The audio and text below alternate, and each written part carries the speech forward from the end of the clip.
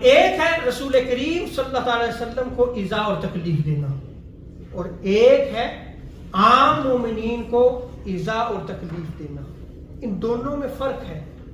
اللہ تبارک و تعالیٰ نے سورہ احزاب 57 میں جو رسول کریم صلی اللہ علیہ وسلم کو تکلیف دیتا ہے اس کا ذکر فرمایا کہ وہ دنیا اور آخرت میں ملعون ہے اور ان کے لیے شدید ترین عذاب ہوگا، ذلت امیز عذاب ہوگا.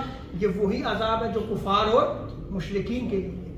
لیکن اگر کوئی مومن دوسرے مومن کو تکلیف اور ایذا دیتا ہے، اگلی ہی آیت میں سورہ احزاب 58 میں اللہ تبارک و تعالیٰ نے اس کو واضح فرمایا، والذین یؤذون المؤمنین والمؤمنات بغیر ما اکتسبوا فقد احتملوا بہتانا واثما مبینا، کہ جو لوگ مومن مردوں اور مومن عورتوں کو تکلیف دیتے ہیں بغیر اس کے کہ انہوں نے کوئی غلطی خطا کی، تو بے شک انہوں نے بہتان اور کھلے گناہ کا بوجھ اپنے سر لے لیا.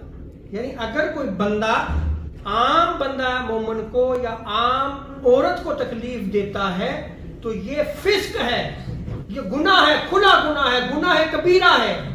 تو دیکھیں کہ آقا علیہ الصلوۃ والسلام کو تکلیف دینا اور عام مومن کو تکلیف دینے میں فرق ہے. یہ اللہ تبارک و تعالیٰ نے سورہ احزاب 57 اور 58 مطالعہ کریں آپ کو واضح ہو جائے گا کہ ان دونوں کو تکلیف دینے میں جو ہے وہ فرق ہے. مومن کو تکلیف دینا کیا ہے؟ فسق ہے، گناہ ہے. لیکن حضور سید عالم صلی اللہ علیہ وسلم کو جو تکلیف دیتا ہے وہ اللہ کو تکلیف دیتا ہے، اور وہ شخص دنیا اور آخرت میں ملعون ہے، اور ان کے لیے عذاب مہین، شدید ترین عذاب جو ہے وہ تیار کیا گیا ہے ان کے لیے. اب سوشل میڈیا پہ جائیں آپ کو یہ چیزیں ملیں گی کہ امام حسین علیہ السلام کا جو قتل ہے، یہ کہا جاتا ہے کہ جی یہ عام مسلمان کے قتل کی مانند ہے. کتنی گھٹیا سوچ ہے یہ، کیونکہ امام حسین علیہ السلام کے قتل کو اگر آپ عام قتل سمجھیں، کیا اس سے حضور سید عالم صلی اللہ علیہ وسلم کو ایذا اور تکلیف نہیں ہوئی؟ حضور سید عالم صلی اللہ علیہ وسلم نے امام حسین علیہ السلام کو چوما، اور حضور نے ارشاد فرمایا حسین منی و انا من حسین، کہ حسین مجھ سے ہیں اور میں حسین سے ہوں. اور آگے ارشاد فرمایا اللہ اس سے محبت فرمائے جس نے حسین سے محبت کی.